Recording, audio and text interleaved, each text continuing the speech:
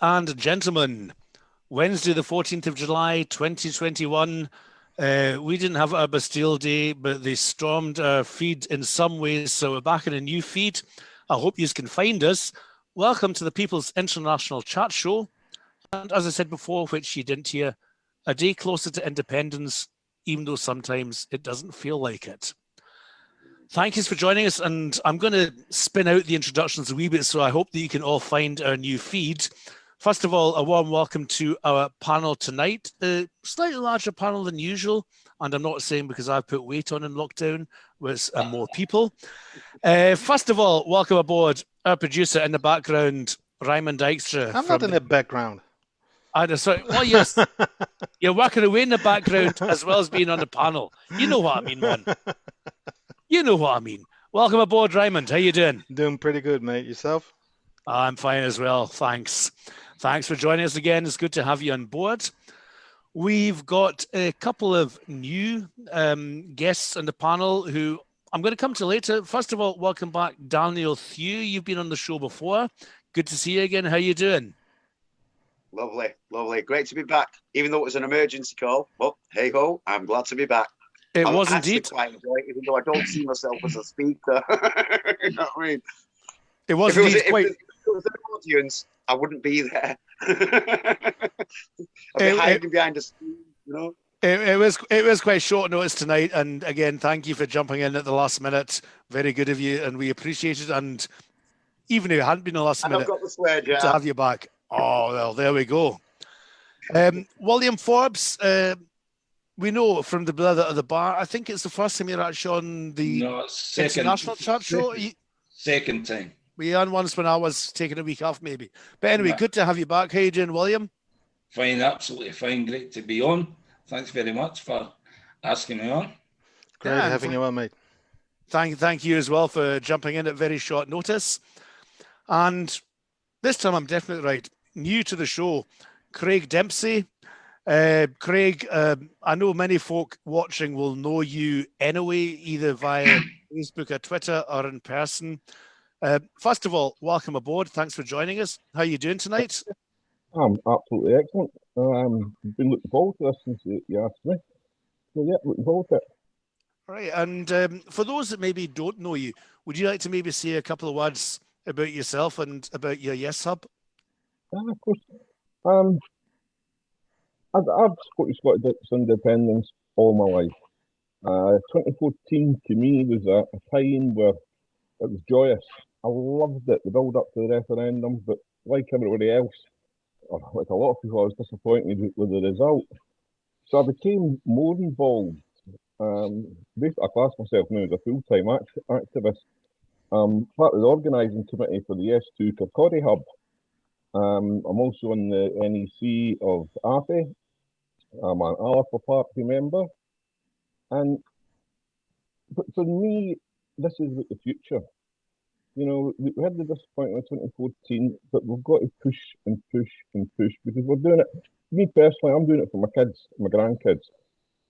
I'm retired now, so I'm not going to get a huge amount of benefit out of Scottish independence. But what I don't want is my kids to be brought up by a right-wing totalitarian government in Westminster. So independence is important to me for the future. As far as the hub's concerned, if you're ever in Kirkcaldy, we're in 20 Hunter Street. We're open 12 to 3 every day and all day on a Saturday. Come in and see us. Join our mailing list. We have a lot of speakers come along. We've a couple of big names, Tommy Sheridan, Wee Ginger Doug, pardon me, people like that. So, you know, if you're in Kirkcaldy, drop in, have a chat and buy something. Because every penny of profit goes towards independence, believe me. Yeah. No, I mean, it's a great job you're doing, Craig. And as you say, you're on the NEC at AFE, and that's where we actually met virtually in person via Zoom calls, although we've been following each other on Twitter and Facebook for a while before that.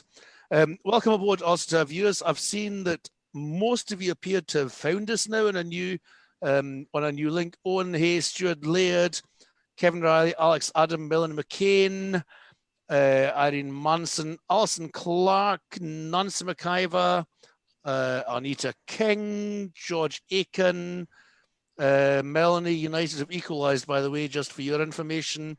Craig Smith, Kevin Camperman Rolink, welcome aboard. We've got quite a few subjects to get through tonight, and we have quite a large panel by our usual standards. So we're going to move right in. We know Melanie tonight. Now, Melanie's watching. Melanie's watching. That's why I told you I United didn't hear just her name. equalised. Sorry, my apologies. My apologies. I'm not sure that Silent Klansman is there because United are playing at Elgin City. But again, this isn't about the Fit Bar. Well, it is about the Fit Bar because our first topic is about the Fit Bar. And Raimond, I'm going to bring you in on this because we saw the European Championship final on Sunday night. Yeah, now, that was Pat's a real. Coming in. Pat's coming in. We've got no space for Pat as well. Pat, bring him in, man. Bring him in. Come on. Well, it's me again, but again, that's the same account. Bring Pat in. Raimond too. Pat Lee, how you doing? Good evening, gents. Hey, Pat, listen, you've got the night off if you want to. We've got a 5-man panel without you. Right, no bother. Look after Andrea. That's a story in itself. Right, no worries. I'll let you go, guys. All right. Cheers, big man. Cheers. Well, there you go, folk. I think I'm the first person in history to have booted Pat Lee. I'm still here. Raimond, bit him. But anyway, folk, we were talking about the Fit Bar, and we had the European Championship final. And I say for a lot of us, it was a very nerve-wracking game. Myself, I was like, sitting watching the game at home, and 20 minutes of the second half, thinking, "Oh, come on, it might just be better to go back down the pub and just no watch it." And then Italy scored, so I thought, "All right, I'll stay. I'll watch the rest of it." But what happened afterwards? Obviously, it was a great result. Raimond, your flag says it all. But 3 English players missed a penalty in the penalty shootout.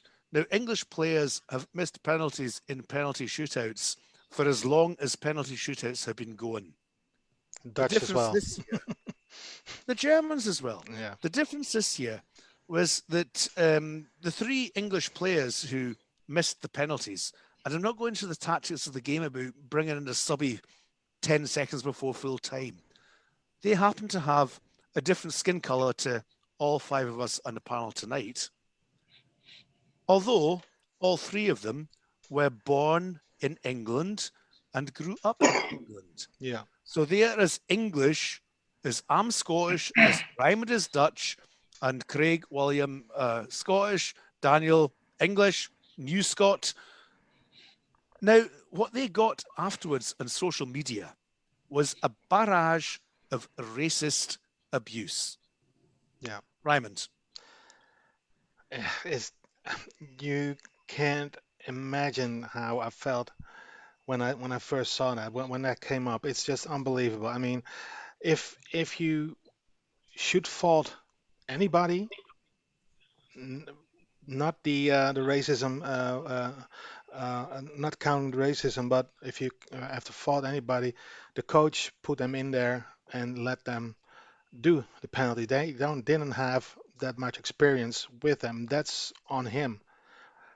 That they missed it, yeah, it's sad, but don't start. You're not, if a white guy misses a penalty, you're not gonna bash him over the color of his skin anyway, and telling them to go back to their own country. They bloody well are in their own country. And when I saw that, with Marcus Rashford, when there was this picture on the side of this building of him that they put racial slurs on there as well. And the artist basically started cleaning that up straight away. And they covered it at first. And then all the lovely messages that people put on there for him, that was heartwarming. And you see that it's only a small amount of people that actually light a fire under that racism angle. And it's a bit of a larger amount of people that basically follow those idiots. And that's what they are. They are bloody idiots. I mean, I say we're not going to get into the tactics of the football game because that's not what we're looking to talk to here. Melon McCain, we all know about missing penalties. That brilliant playoff for Dundee United a couple of years back where they missed every single bloody penalty. But again, as Ellie says, I hadn't even noticed the colour of his skin. I was focused on the football. And I can tell you right now, I have no idea what colour skin the 5 United players that missed those penalties in that playoff debacle were. I mean, I think it's what we have to talk here about is the racism. And the problem with the racism, there was the player, his name, I forget his name, maybe Daniel, you know him, who actually called out Priti Patel saying, you can't come on and Mings is you can't come on and call out racism when you have effectively contributed to the racist atmosphere. So, Daniel, as an Englishman living in Scotland, first of all, who were you shouting for in the final? Right. I think I've got a couple of minutes here.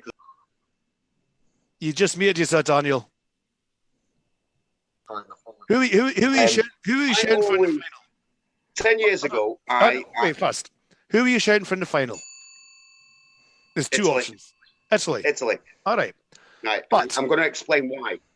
Explain that, and then please come into the racism aspect, because that's our main topic. Yeah, well, it's the racism I want to talk about. However, 10 years ago, right, before I moved here on a 100% permanent basis, right, I've always lived in Scotland, in and out of Scotland, all my life, right?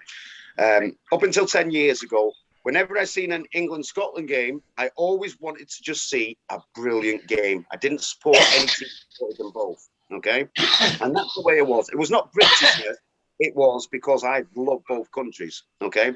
However, since the Brexit thing happened, there is something changed, massively changed in England, right? And it's racism. There's no ifs, no buts, 100% boils down to racism, right? England wanted to take back their independence, so to speak, okay? Now, this is all about the racism, okay? They want to take back their independence. So they left 27 countries to become independent, but they can't detach themselves from Scotland. They can't be a true independent country. But all that's resonating out of England at the moment, all I constantly see is racism, bigotry, just everything. And it comes from the top. It comes from the government. Daniel, hold on. Somebody has the show on. That's a sound on. Creates a feedback.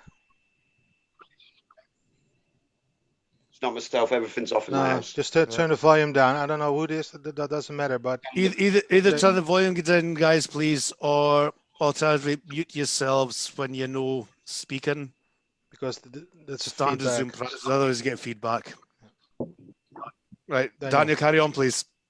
Right, no worries. As I say, as far as I'm concerned, it does now actually come from the top. The Tory party, and I'm not trying to just throw politics into this. It has come from the top now.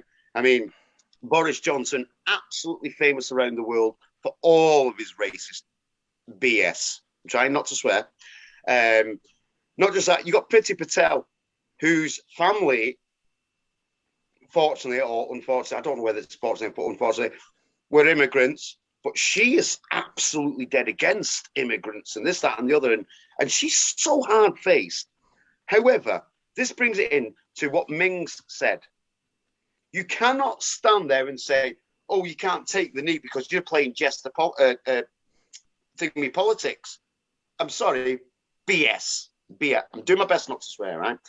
If I do, money at the ready, all right? Well, we're 10 minutes in, you're doing Grandman. Yeah. It basically boils down to the fact that it's come from the top, and the Brexit thing is what's caused this enhancement of racism, bigotry, whatever, because it's been fed into them. They've been brainwashed into thinking now that they were taking independence back. But they haven't woke up to the fact that how can you have independence and still be in a a union with Scotland or whatever. You know what I mean? Basically, they're playing you, right? Now I'm going to bring it down to what it actually boils down to. What actually happened with that football game, this is my uptake on it. They chose the 3 people that lost them penalties, right? I've got to make sure I say this right, okay? They had a different coloured skin. So that's why they were picked out. It wasn't entirely about them missing the game. They were actually picked out because, like, I can't remember who it was that said it before. Was it you, Raimond? That we all miss, every single team misses a penalty. It's got nothing to do with the colour of the skin. It's got nothing to do with whatever. But this time, England is on this. It's all about racism and bigotry with England. You want to know why I supported Italy? Because I cannot stand that superiority complex. I can't stand it. I can't tolerate it in my world anymore. I believe we're all equal. And that goes for the colour of your skin, whatever, what nationality you are, whatever. We're equals. We're all equal people. This is bullshit, right? Sorry. But it's ridiculous. And what happened there with that racism, they specifically, the ones with racism in their hearts, they jumped all over it. Yeah. And that wasn't, and I've seen lots of different reports on it, wasn't all just England. A lot of it did come from around the world, and I understand that. But people have also got to understand, why is the racism around the world against the English people? Why? I know why. It's because of their superiority complex, their imperialistic thing that they believe they're better than everybody else. And I believe that's where a big part of it all comes from, racism. Obviously, in the UK, and I'm going to say in the UK, because we have got it here in Scotland as well. We do. We've got it everywhere. Every country's got it, is colour of skins. I've got a very close friend who has a very dark-skinned daughter. And he feels like leaving Scotland because 1 or 2 people have said something to him. And I don't get it, me. I can't understand why people can't see how equal we all are. We are all equal. Yeah. We're all shaped different. Mine might go to the left, mine might go to the right, somebody else's might be straight. It doesn't matter. It's all the same thing, isn't it? Do you know what I'm saying? Yeah. Very much, Daniel. And I don't think I know that on this panel we are all agreed that we all abhor racism in any shape or form. Definitely. And it was interesting you making the point, Daniel, about other countries and racism against the English. There was, not against the English, but there was in Germany, the last World Cup where they got knocked out in the group stages in 2018. There was racism in German social media against, for example, Mesut Özil, who is obviously of a Turkish background. So, it's not something that we should be saying it's only the English. That would be wrong. There is racism in every country. And as you mentioned, your mate with his kids, there's folk in Scotland that are racist as well. But absolutely, the interesting thing, and I'll bring you in now, Craig, this comment where Priti Patel and Boris Johnson were being called out, and Ian Blackford called out Boris Johnson again at Prime Minister's Questions today. And the current Tory party line appears to be Priti Patel can't be a racist because she has suffered racist abuse. Now, is there any... Thank you, Daniel. Says me putting in the Massware jar. I was going to say, is there anything more absolutely irrelevant than that? Craig? Absolutely not. I agree with a lot with what Daniel was saying, but racism hasn't just started because of Brexit. Racism is, since man's been walking upright, there's been racism of one sort or another. But over the last, and I'm going to say 10 to 15 years, I actually think it's gotten worse. And it's coincided with the rise of the right wing across Europe. Yes. There is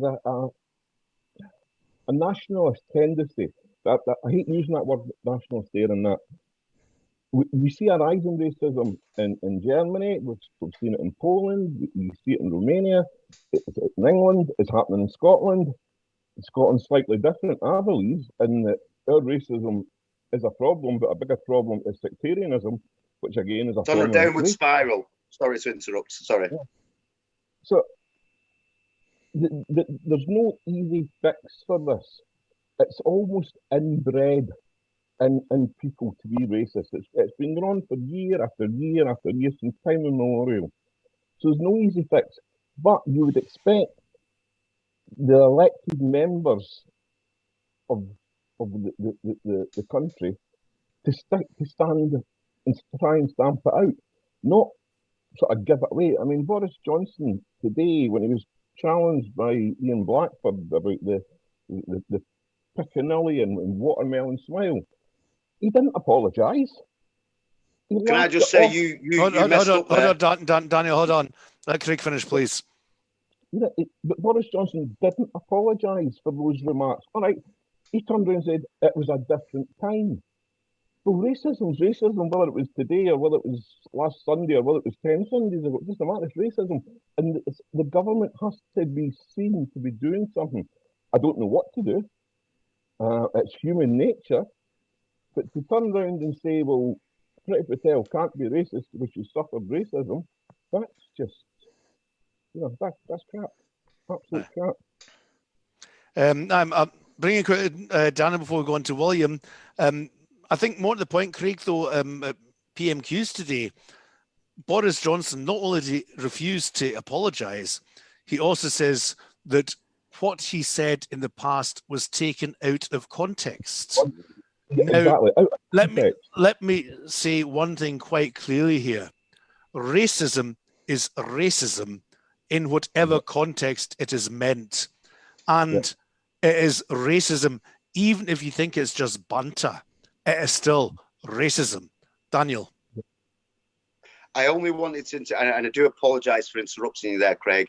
It was just when you were referring to Priti Patel and Bojo, you said this country, that refers to the UK. The UK is not a country. I'm sorry. I know because it's always been pumped into us and everything. We get a little bit mixed up there. And that's why I jumped in. And I do apologise. I didn't mean to jump in. It was just like, UK is not a country. Sorry. My apologies, Craig. I do apologise. Don't worry about it. I mean, again, I think the whole point, though, is both of you made, we have racism in Scotland, too.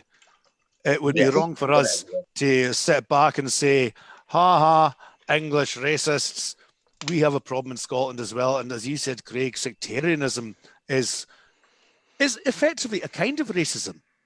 Because at the end of the day, what you're doing is you are othering the other person, and you are saying because that person is something different to you in some way, be it belief, be it colour of their skin, be it background, be it the way they see themselves. We come into LGBTQ, like LGBTQ2 rights. You know what I'm trying to say. I can't get it out, but you know what I'm saying. There's always the an same extra letter. Homophobia is exactly the same. Transphobia. It's othering somebody else and saying that you are in some way inferior because you are different. That is what it comes down to. And it's not just racism. It's not just purely in the colour of its skin, but that is obviously the one obvious difference that you can see, because you can see the colour of somebody's skin, but it's in many other areas of society as well. William, I'll bring you in. What's your view on this racism? I would say racism row.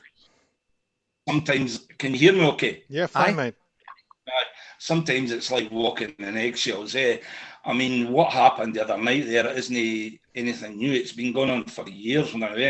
And to me, it stems towards the far right in South in England. You're talking about BNP, British National Party, the National Front, Britain First, the British Union of Fascists, the White National Party. It stems all the way back to 1940. when the British League ex-servicemen and women, when it started then. So you're talking, it's built up and built up and built up and built up since 1940. So we're kidding ourselves on if we don't think, or people down south don't believe that it's getting totally out of hand now. What really annoyed me was the man that called gay men bum boys, black people pickaninnies with watermelon smiles, women with veils, pillar boxes, and allegedly confronted a woman at a party and ran towards her with a watermelon, making monkey noises, is going to ban English football fans. And I totally agree with it, but if anybody's going to be banned first, then he should be banned first. That's to me, he should be banned for everything he said, or the racist things he says towards people. He's got to go, stand up in front of everybody in England and say that these people should be banned, because he's the first one that should be banned. Exactly. Yeah. Raimond, do you want to come in? Yeah, I was a comment on the chat about Anita King. Social media has amplified racism. I think she has a really good point there, because people tend not to dare to say anything to somebody face to face. They're keyboard warriors just sitting behind their computers and spouting this bile. It's that's what they do. And anybody that says anything to me, I always say, look me up. I'm not hard to find. You have to get on a plane to get here, but then again, I'm not hard to find. But you never, even if you run into people that say something to you, they don't dare say it to your face. Right, but I mean, having said that, social media, yes, you have anonymous accounts, and we do know on social media, I mean, we're all active on social media in some shape or form, and we know that social media can be very vile. But I'm not vile on social media. Craig, No. I know you're not vile on social media. Raimond, I know you're not vile on social media. William, Daniel, I mean, it doesn't have to be that way. No, exactly. William, could you mute yourself when you're speaking, please? Sorry. It's an excuse, but at the same time, folk that are then anonymous and come out with this bile, what they're actually saying is what they are too afraid to say to your face. Now, let's take an example here. Raimond, you're from the Netherlands, you're Dutch. Yep. And if I say to you, coming from Germany or coming from Scotland, and say, hey, Raimond, you cheese-eating pillock. I'm trying to avoid the swear box here. Now, that is effectively harmless. But I won't actually come to your face and say it, but I'll put it on social media, I'll put in your Twitter, you cheese-eating pillock. Your gouda is shite anyway. But that is still racism. And I think what we're seeing in social media is that the anonymous accounts, they feel in some way empowered that they're able to say something which they maybe in many cases wouldn't say meeting you face to face in the street. But, and I think this is a dangerous thing, I think many of them would actually do it in the street as well. We're running out of time for this topic, so I'm just going to go a quick round the panel. Social media racism, does it make you more racist? Does it raise awareness of racism? Does it make people more willing to make racist comments? Daniel?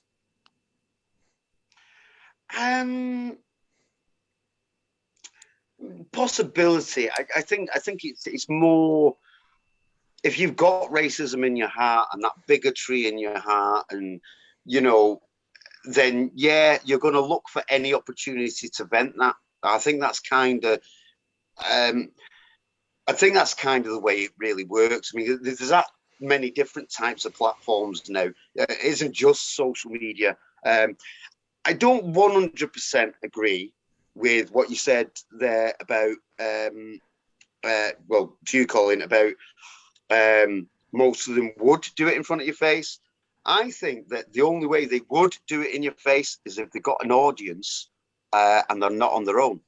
If they're on their own, the chances are, I would say 99% of them, 99.9% of them wouldn't come and do it to your face while they're on their own. They would shit their pants. Absolutely. Absolutely. And as far as I'm concerned, you've got to have it in your heart. Now, I'm going to hold my hands up and I'm going to be honest here, and this might shock a few of you. Now, when I was in England, it's rife. It's rife. Even before Brexit. Even when I was younger, it was rife. Now, I'm not a racist person. I don't see myself as racist. I've only recently started seeing myself racist because of the way I feel about the English at the moment. And that's only because of all the abuse, racist abuse, bigotry abuse, everything that I've received over the last 5-6 years, basically since Brexit and things, you know, going back to Manchester and things like that for a holiday or whatever. So I've seen a difference, a complete difference. It's absolutely escalated to something else down there. Now, I do think that it actually has to be in your heart to be racist. I used to, you know, laugh at jokes and things. I'll hold my hands up. But when I kind of woken up about racism and what racism was about and everything, it became apparent that it actually wasn't colours of skins or races, as in what nationality or race you came from or whatever. There was cultures. And I think that's a big problem, is because of repressive cultures. I'm dead against repressive cultures. So I will call out, you know, making your woman walk 10 yards behind you and she's got to wear a complete, is it hijab or whatever you call them, you know. I don't mean to sound ignorant, but what I'm saying is cultures like that, I'm against. Does that make me racist? I don't think it does. But educate me. If I'm wrong, educate me. Education is key to everything. Education, education, education. That's my final word on that subject. Education. Thanks, Daniel. Craig, come on to you. Yeah. I heard a lot what Daniel just said there. I don't think nobody is born racist. You know, no, it's not something that's born into somebody. It's a learnt behaviour. If you come from a racist family, then you're going to be racist yourself. And there's no easy answer to stop that. In Scotland, I said earlier about sectarianism. I actually think that in Scotland we encourage sectarianism, which is a form of racism as far as I'm concerned, because kids, when they go to school, if they're a Catholic, they go to a Catholic school. If they're not, they go to a Protestant school. Now, kids should be there to be educated and mixed rather than separating them. So that's a form of actually encouraging racism. And there's no easy answer to it. But as far as social media is concerned, the people who put these things up there, these comments up there, they probably wouldn't do it in real life. But anybody can be brave after a couple of beers and you're anonymous. And it's being anonymous that encourages it on social media. So if that anonymity is taken away by Facebook, by Twitter and things like that, I actually think racism would drop from social media. It won't finish, but it will drop because people then couldn't be anonymous. So there's no easy answer to it. I don't, you know, it's something which I was brought up in the 70s when you'd TV program Love My Neighbour. Yeah, that was, if my daughter watched that now, she would be absolutely shocked. And I used to sit and laugh at it. But does that make me racist? No, because I've got a black friend. Well, I've got a black friend. That sounds terrible, doesn't it? But there's no easy answer to racism, but it's certainly social media can help, I believe, by stamping down on these anonymous accounts, closing them down, doing away with people being allowed to use an underplume. Make it, you have to prove who you are, and you'll find that will stop the casual racist, as I'd like to call it. I mean, I would argue, I mean, again, I take all the points you've been making. I mean, again, 70s television, best example, Black and White Minstrel Show. It was the Yeah. hit in the BBC every Saturday night.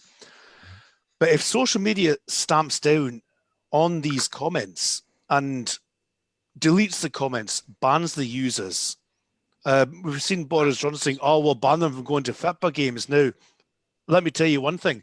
I reckon that all those folk that are abusing Marcus Rashford and the other two guys, I reckon they've probably never been to a FITBA game in their life, so they wouldn't give monkeys about getting banned for FITBA. But if they would get shut down on social media, they would still have the racism inside of them. Mm-hmm. If they are able to bring out their racist bile, they at least get called out. And then we're going back to what Daniel was saying about educating folk. Then you can maybe educate them. Okay, we know ourselves in social media with unionists. There are discussions you don't need to have because you know you're just not going to get anywhere. But blocking them totally, I don't know if that is the answer with free speech. I think the solution has to be get to the people in some shape or form and educate them. William, what do you think? Oh, a very, very hard subject. To me, the only way around it, in England, I just feel, I agree with Daniel, it's just went off the Richter scale.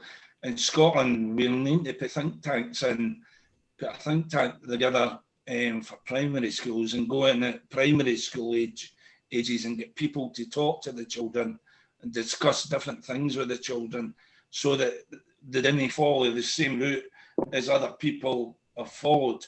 Craig was just saying, love thy neighbour. I mean, I totally agree with him. They called everything, call folk everything and made jokes about it, and we all laughed because of that, but it was a comedy show. But it's just got completely out of hand, and it showed the other the three England players. They just got slaughtered. They got absolutely slaughtered. I can never remember the name. What was the guy's name, Raj? His mural got graffitied.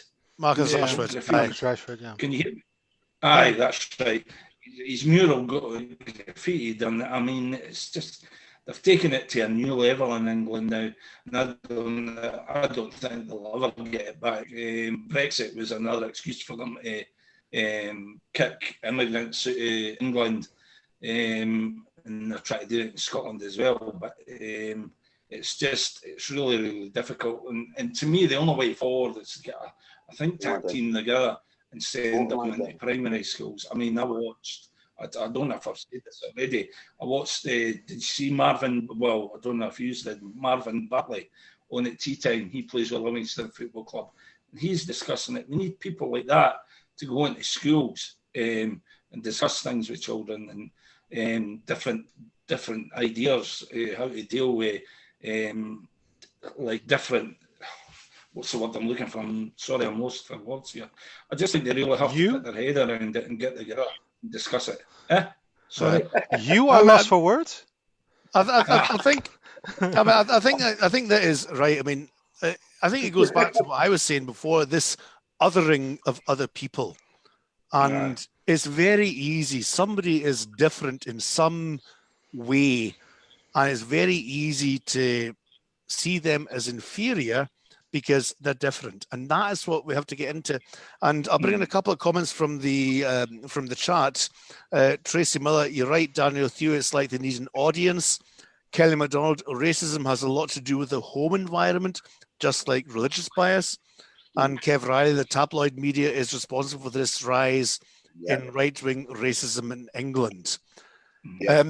Again, I think we're all agreed. We have gone well over time with this topic, but I don't think that is a bad thing because it is an important topic. Raimond, do you want to come in with something quickly? Well, yeah, quickly, because you said we're going to go around the panel and you haven't touched on me yet, but... You were the one I came to first. Nah, really? No, come on, come in then. It's just a short mention. Well, what Daniel said. Too much of that Dutch stuff. No. What Daniel said about educating people, that's key. Actually, a great leader, a great activist, Nelson Mandela, actually said these words. Education is the most powerful tool to use in changing the world. Yes. And he is Yep. so Absolutely. right about that. Very, very, very much so. Okay, we had 3 topics to go for tonight. We're definitely going to get a third topic in tonight, but doesn't matter. I mean, keep for another week. Before we go on to the next topic, and we're going to have to be quite brief in this because we're already well over time. Remember, we will have our blether at the bar as always after the show tonight. Raimond will post the link to the Zoom call in the comments and pin it. You're all welcome to join us for a wee blether. Just join the Zoom call. We'll let you in about 10-15 minutes after the show has gone off air. No. Aside from the racism that we're seeing now Scottish Parliament with a majority of pro-independence MSPs with an absolute cast iron mandate for another independence referendum. We know that the SNP said they would go for this referendum once COVID is over. Now, when COVID is over, what counts as COVID being over? That is a moot point. What we've been seeing over the last 7 years is lots of pro-independence groups. Obviously, we've got the local groups, the local yes subs like yourself, Craig, and Kakodi have been whacking straight out, full on through the whole 7 years. We've also been seeing various groups purporting to be the new national group, supporting everybody, and some of them are still around, some of them have gone away just as quick as they came along. What we're seeing now is, on social media especially, a lot of enmity between SNP supporters and Alapa supporters.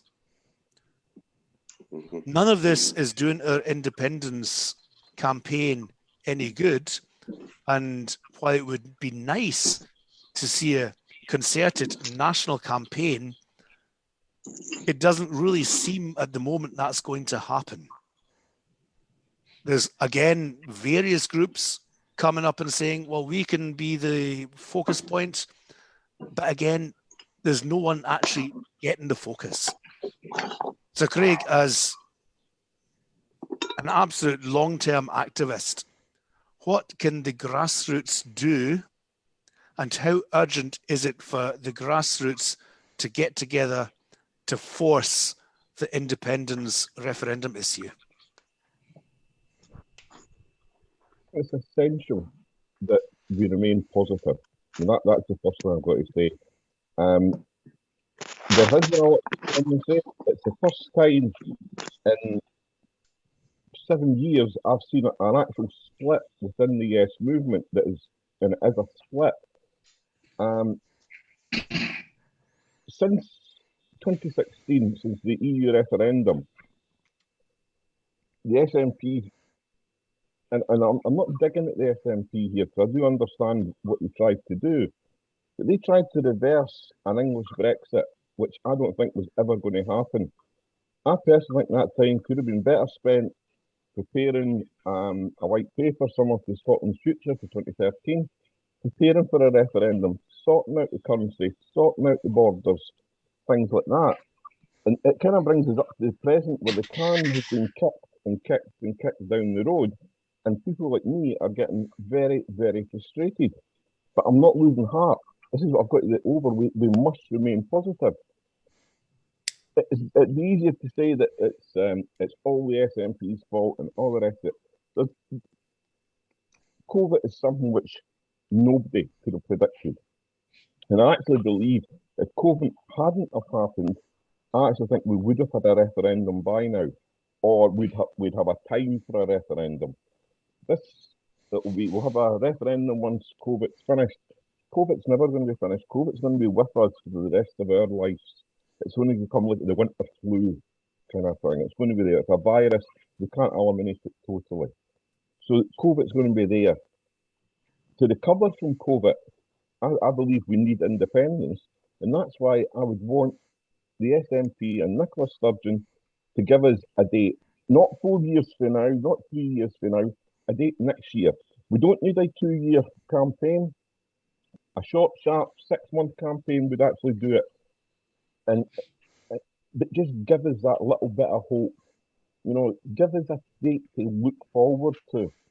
And how do we get them to do it? I really don't know. It'd be great if one group could come together and suddenly everybody got behind that one group. And I'm a member of Now Scotland, and they're trying to do a sort of concerted campaign, but to me just now it's just not working. What I've started doing, and the something I'd encourage everybody to do, we've all got either a SNP, MP or MSP, email them. Actually, just email them and ask them the question, what's happening with independence? Why haven't we got a date through?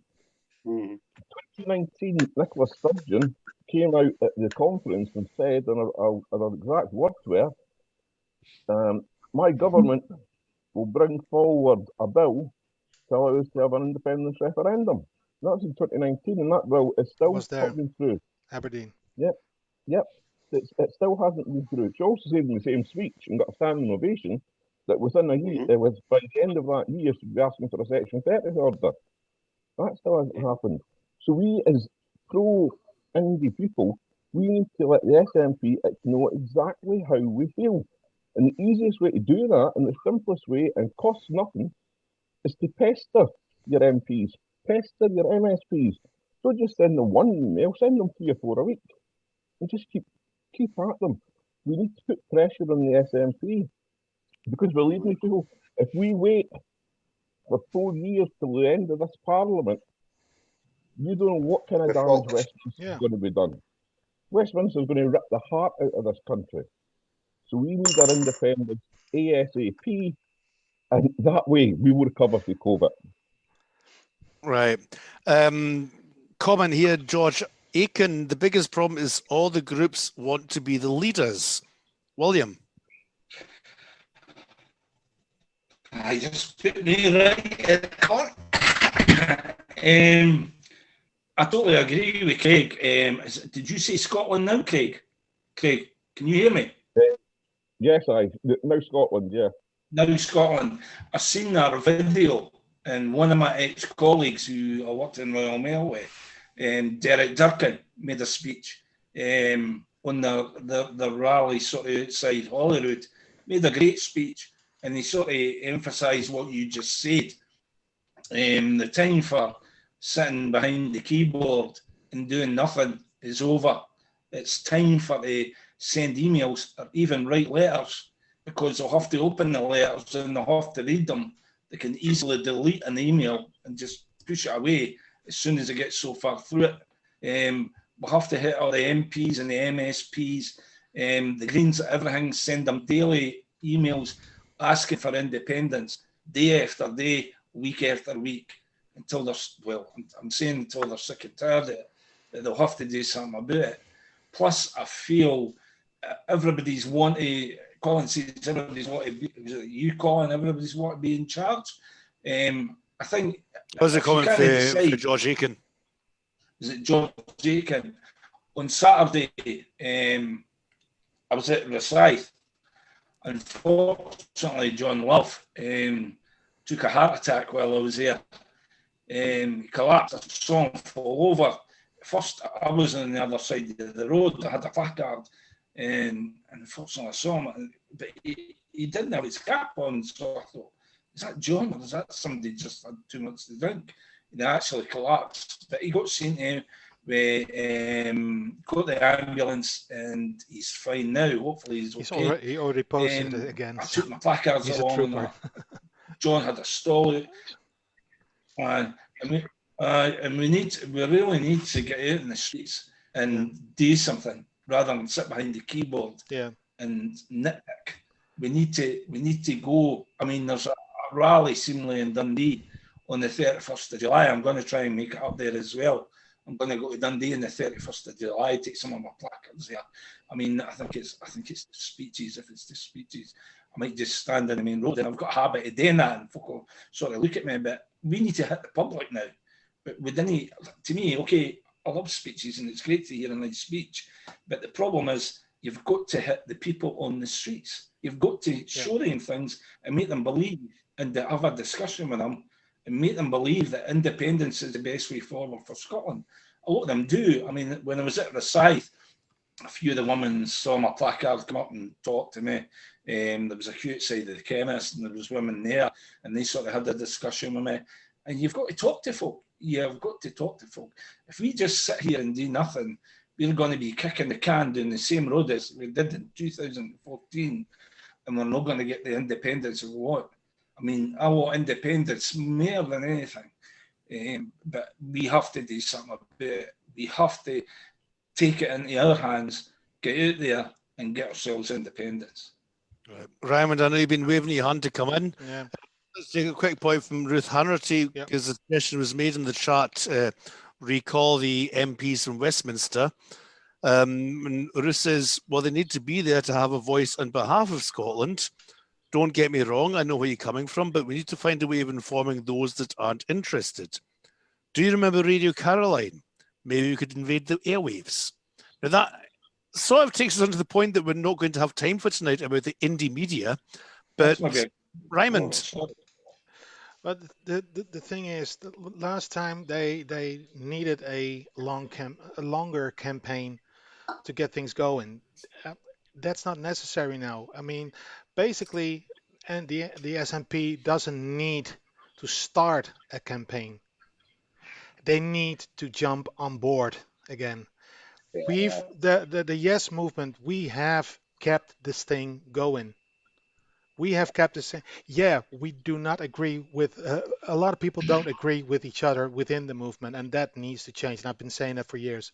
But we don't need that long of a campaign. They need to jump on board with the rest of the Yes movement. We have to bond together and just go for it.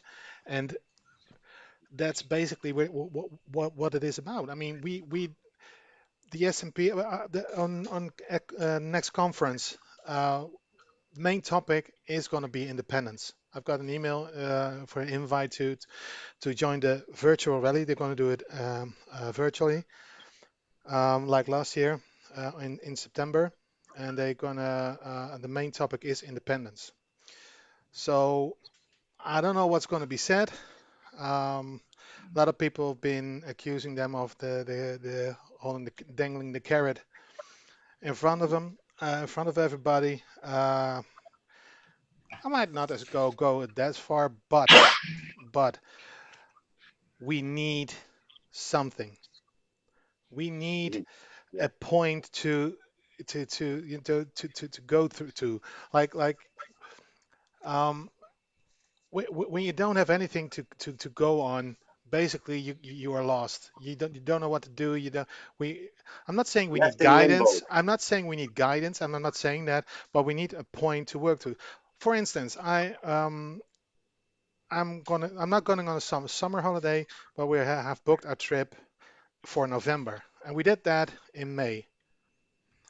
And not because we needed definitely to book our vacation in May, but we needed a point to go to. We needed an end goal. We needed a point, and that's what we need here too.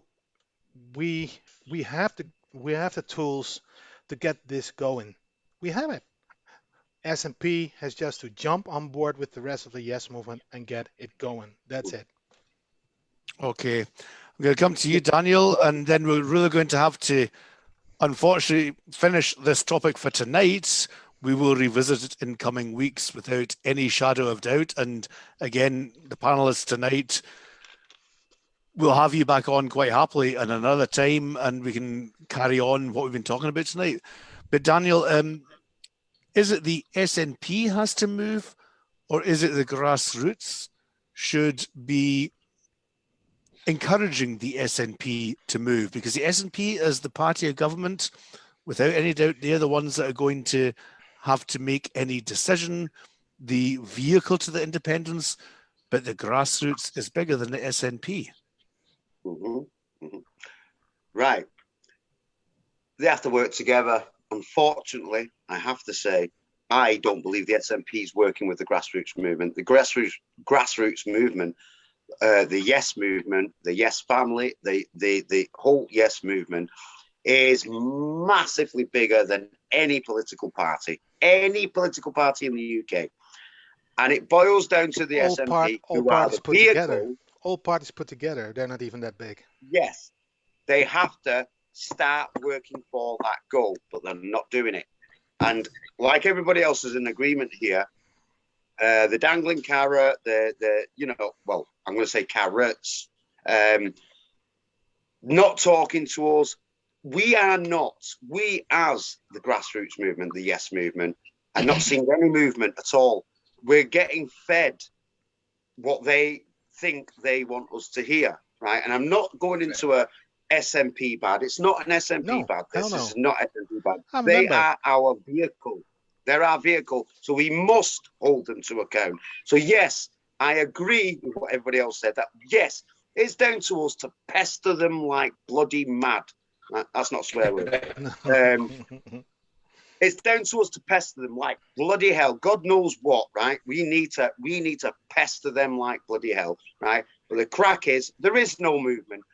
This draft bill that was brought out just before the election for her to tell all the independence supporters, we brought out a draft bill. We brought out a draft bill. It's not worth the paper it's written on. It's got no legality to it. However, we don't necessarily need the legality because we are in a union. We're in a treaty of union, a consensual treaty of union. Now that I believe is now the vehicle. Never mind the SNP. We can't rely on the SNP at the moment. For some reason, don't get me wrong, they're a great government for Scotland. They do a lot of good for Scotland. I can't diss them in that way. I don't agree with all of the policies. However, the SNP are in government for one main reason. What's their core goal? Independence for Scotland, first and foremost. Yes? We're all agreed on that. However, we're not seeing any of that. All we're seeing now is they just keep wanting us to put them back in government so they can rule this, that, and the other. Okay? Now, like I said, it's not SNP bad. This is about something isn't very right up at the top there. And we need more. The people of Scotland that are driving this now need more. And I absolutely believe that we're now chasing all these people that are sat on the fence. Bollocks. Okay? We're at the tether now. There's not that many of them. Most of them have come over and they're like, do you know what I mean? Look at what has happened in the last 7 years. I stopped counting at 50 people I managed to turn. 50. And that was about 2-3 years ago I stopped counting. And I'm still talking to people every day I go out. I always wear Yes stuff, Scotland stuff, whatever, right? And I talk to as many people as I possibly can. Well, anyone that's willing to talk to me, basically. Most people shy away, like, oh, fucking hell, I did it again. But the crack is, ultimately it boils down to the SNP seem to not be willing to work with anybody else apart from the Greens. The Greens don't have as enough or as much support. However, it's keeping them in positive power, right? It's keeping them in positive power. The rejection of Alba, when Alba was specifically about holding the SNP to the independence question, get some more moving on, right? That's all I seen Alba for, right? I'm not bigging up Alba. I'm not bigging up SNP. What I'm saying is there seems to be personalities that are putting themselves or their parties before this country. And I'm sorry, I don't care what anybody says. This country comes first. Our future generations, our children come first. Not your political career, not your political party, not whatever you're doing. This country comes first. That's it. That's my final word. Sorry. Well, thanks, I Daniel. doubt And that. on that point, I would just like to hark back to the slogan that Afi was using before we stood aside when Alpa came onto the scene: country before party. We have Absolutely. to work together. Absolutely. We have to focus. We have to make independence the goal and leave any other discussions for another time. Independence first, everything else afterwards. Oh, Kevin Camperman Rolling says if the First Minister just gave us a date, it would give us all something to work towards and gaining more Exactly. support. I think that might well be correct. I've been saying for several years now I agree. that all the stushies that we're getting within the independence movement are as much as anything else down to the lack of focus because we don't have a specific campaign that we are working on. Thomas MacArthur, if everyone in the grassroots movement signs the digital covenant, that would make a difference. The digital covenant, we are in contact with the folk behind the digital covenant. Tom's, I know you are one of them. And I understand they're going through a wee bit of a revamp at the minute. We are in touch and we will, once this revamp comes through, have somebody from the Digital Covenant on this show to present the Digital Covenant. Right, folk, we are now into our 1 hour, given a wee delay at the start. So remember, the blether at the bar, Raimond will post the contact details for the Zoom call in the comments and pin them. So you're welcome to join us for a wee chat afterwards. As I say, we'll let you in about 10, 15 minutes after the show is finished. But traditionally, we go around the panel again and ask for some final thoughts. I'll start with Raimond. Of course. Just I saw I you was just playing- pinning the thing. I saw you playing Candy Crush, so I thought I'd let you get on. I was pinning the Zoom chat. Aye, Now, that's what Candy Crush says too. yeah, right. Now, my final comments. It's something I've said before. Just leave all the differences aside. Leave the egos at the door, and just come together, guys. We are so close. We are so close.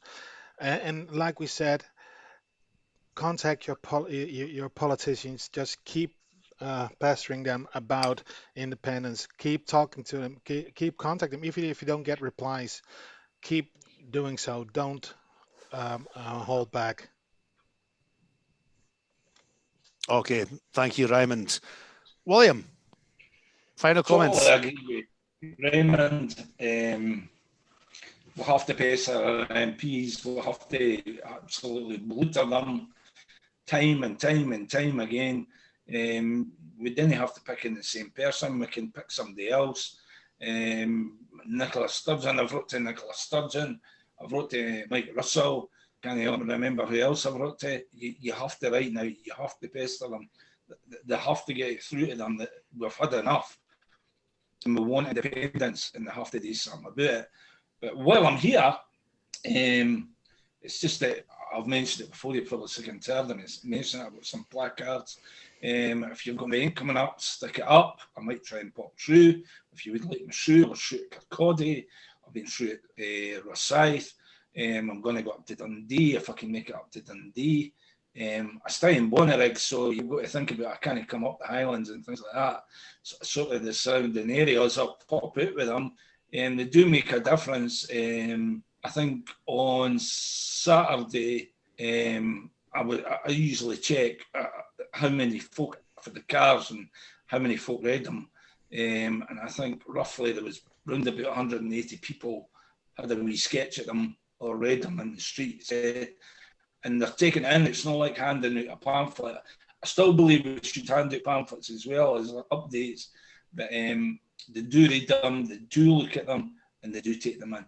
But all the best to everybody. Come on. It's time to get together. It's time to get back out in the streets, whether it's a small event, whether it's a stall. Let's all get different ideas. Let's get back out in the streets so they can see us. Just because we've not got a march doesn't mean to say we can't get back in the streets. We can do it. We can do it, come up with ideas, just novel ideas. I might even make it through if I can. But all the best to everybody. Look, what the main thing here is, it's country before party. All the time, country before party. We want independence and we want it now. Okay? Amen. Yes. Thanks, William. Daniel, your final thoughts, please. My final thoughts. First things first, there's only £3.50 in the swear jar. It's a record, I think. For me as well. Not one of you swore tonight. But anyway, yeah, I absolutely agree with everybody else's sentiments there, that it's country before party, country before politics, country before everything else. We need this. The time isn't just now, time was yesterday. I don't believe that there's many more we can swing over now, but it's definitely over the 50%. And you're not going to know until we go to the polls. But the crack is, it's done now. We need movement. We need some sort of recognition from the Scottish government that we put into power. You know, I'm not naming whatever. I'm just started it again. Sorry. But basically what I'm saying is, listen, we need to pull together. We need to educate people. We need to do whatever it takes, basically, to get this back to the forefront of the independence campaign has never died. And I agree what everybody else said before. You know, we've been doing the footwork. We're the soldiers. We've been doing it all. We've managed to turn so many over to the bright side. The crack is, the time is now to call it. And without getting any, and I mean any whatsoever, feedback from the government we put into power to get us what we wanted, right? I'm just going to do this. Da, da, da, da, dum. First ever striptease in our church show. We put you there for you to get us out. Yeah. That's what we did. That's what we did. We put you there to get us out of this bloody union. It's bloody's not swearing. We need out. This is it. And one last thing. For Scotland to have the best recovery of its own choice, we need independence. So there's no point in keep telling us, oh, after the pandemic or whatever, it's here forever. It's here now. Right? All the experts are saying the same thing. We've got to live with it now forever. So what? Have we got to wait for our next independence referendum forever? I'm sorry, but the answer is no. No, we've all had enough. Most of us are saying the same thing. No wonder the SNP membership's going down. And it's because people are losing faith. And with people losing faith, people are walking away. And I've actually heard somebody saying, I'm not even going to bother voting. Sick of it now. I've had enough. And that disheartens me. It really disheartens me. I've had to beg and plead and say, listen, when it comes to that one question, you have to put that mark in the right box. You've got to do it. Never mind about the government. Never mind about the SNP. Never mind about this person or that person or Alex Salmond or Nicholas. It's not about them. It's about us. It's about our future, our children, our children's futures, our future generations. I beg everybody, stop arguing, stop fighting with each other. Come together and fight for the one goal that you came on all of this for. Independence. Please, please get back to that instead of, she said, he said, blah, blah, blah, whatever. Just get to your independence thing and stick on that. Stop fighting, okay? Bring on Third Alba Scotland, mate. Right. Thanks, Daniel. Craig, your final comments, please. I agree with what everybody's saying. You know, I mean, we need our independence ASAP.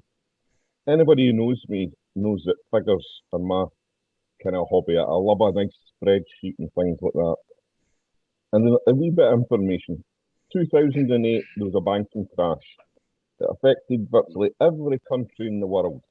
A couple it didn't. Norway it didn't affect, but it affected every country. GDP in every country fell.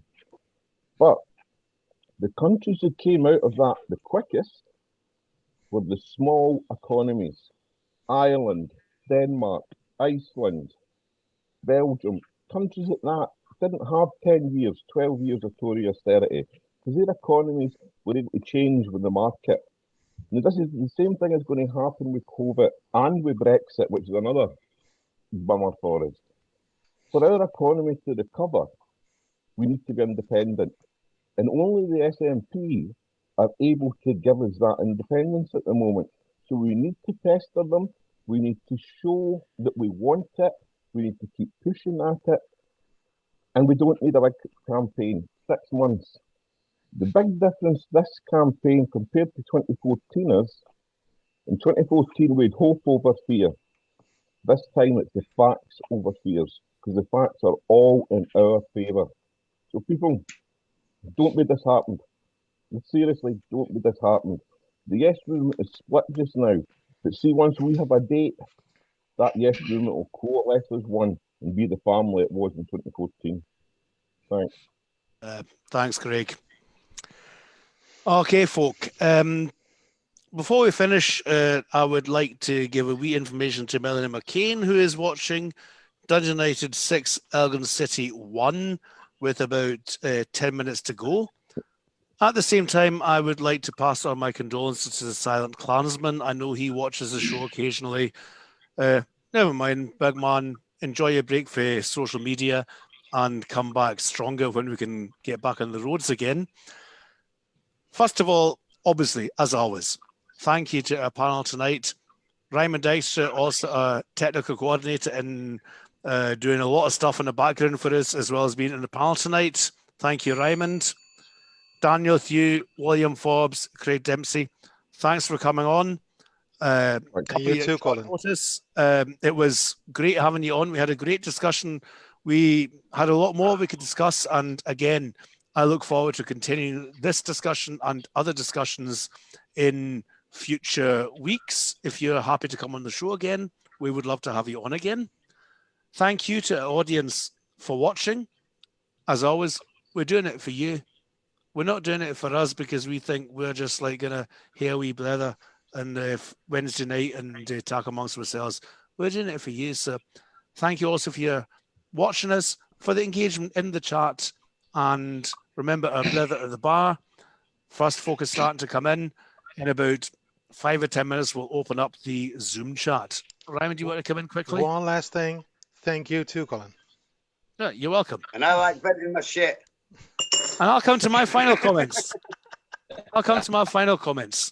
And again, it's always very easy for me, my final comments, because I can concur with the closing comments of the panelists in 99% of our shows. It's very simple, folk. The yes movement has to come together. We have to stop the infighting. Yes. We need to push as the grassroots movement that we want a date set, that a date in 2024 or 2025 is not good enough.